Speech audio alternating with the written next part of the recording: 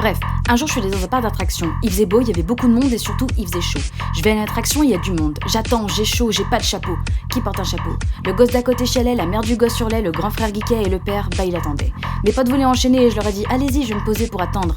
Mauvaise idée. Là je reçois un message, rendez-vous aux arènes, j'arrive, on se pose en plein soleil, j'aurais dû prendre un chapeau. Là je veux prendre une photo, mon téléphone me lâche, je me dis je le chargerai ce midi, spoiler. Il y avait pas de prise.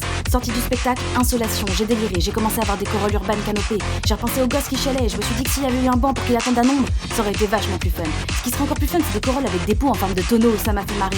Sur les éclanades, vers les restaurants, dans les files d'attente, faut un budget. Là j'ai phasé, j'ai fait un budget, j'adore le calcul mental, du coup je me suis pris pour Einstein. Si on restait 9 heures au lieu de 8, on dépenserait 70 centimes de plus. À raison d'1 900 000 visiteurs par an, ça ferait 1 306 250 € par an de recettes en plus pour le parc. Alors je me suis dit que si on posait 60 corolles dans le parc, ça coûterait 1 469 664 € et que si on l'amortissait sur 5 ans, ça serait rentable. Puis j'ai pensé à la com, LinkedIn, Twitter, newsletter, et pour le business développeur, ce nouveau marché, ce serait un pur bonheur. Là j'ai senti qu'on me secouait. Une petite me montrait son jouet. Elle m'a dit elle est belle ma couronne. J'ai compris quelle aubaine ces corolles. Bref, je travaille chez Urban Canopé.